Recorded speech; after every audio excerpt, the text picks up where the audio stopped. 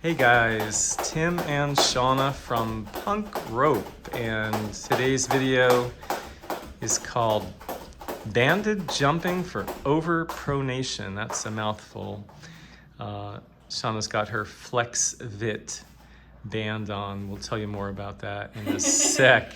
The yellow is the lightest resistance, but you're probably thinking, why in the world would you put a band around your ankles and jump rope unless you want to hurt yourself?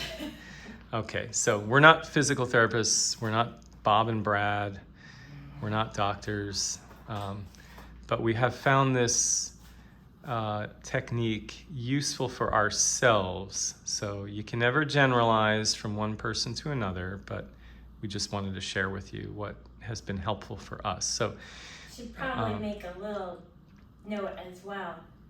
I don't have any shoes on.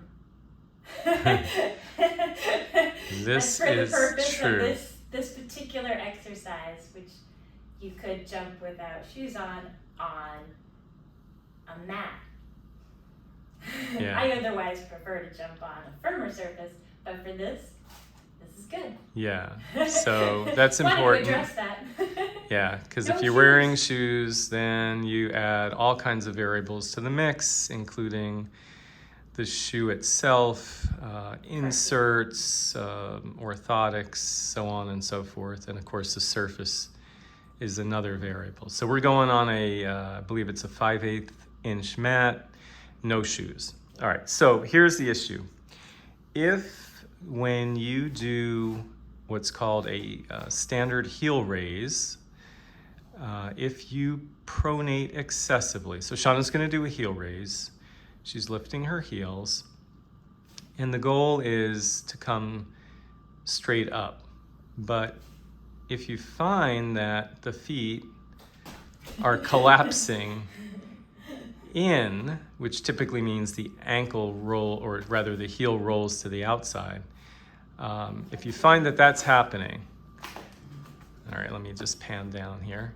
There we go. Good. Yeah. So you see that arch has collapsed and the foot has rolled in, and now if Shana does the opposite, if she rolls out, you'll see the arch rebuilds. Well, That's excessive. that's excessive, yeah.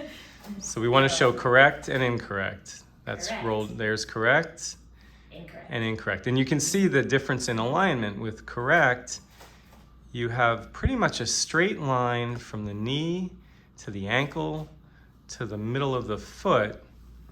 With incorrect, everything changes. The knee rolls in, the ankle rolls in, the arch collapses. Okay, so without getting too technical, that's not a good thing, especially if you're jumping a lot, and if you're jumping without corrective orthotics or inserts, which is a whole nother story. We're not going to get into that. Okay, so if this is you do your heel raise and you're like, oh man, I can't even balance, or I'm excessively pronating. Often combined with toes like this as well, which is a whole other issue. Yeah. Onions. So if you find this is your story, you may consider putting a band around your ankles.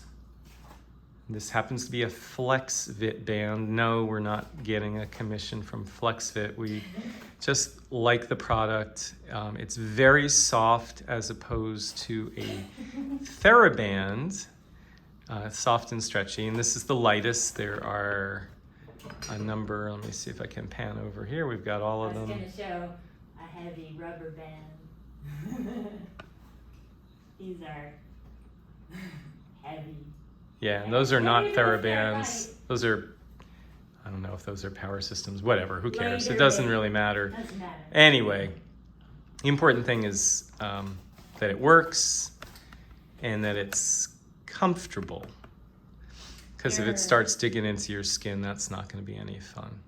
They're usually made for doing squats and whatnot. Various things for hips. Where Right. you stand shoulder width apart. Right. But in rope jumping, You don't want to stand except for a shoulder few width apart. exceptions, we try to stand with our feet close together. Exactly. So this is a mini band. It's called a mini band, and we're going to double it up. Right. Right. So if it was full length, it's going to be too wide, too much slack. It's not going to work. So we double it up, make a loop, boom. Now we're going to pull it apart. Shana's going to Safely put it go around towards the floor first. one foot and then the other.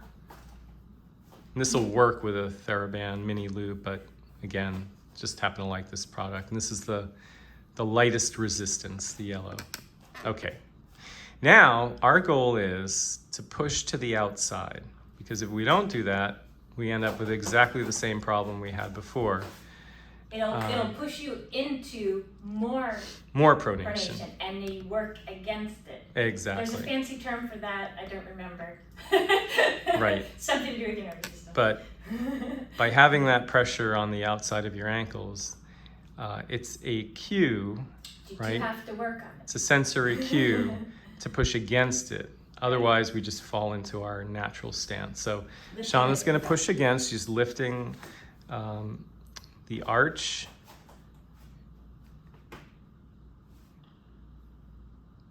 And there's your calf raise. Okay, now we're going to add the rope, and that's where the banded jumping comes in. So we're fighting our natural tendency to overpronate.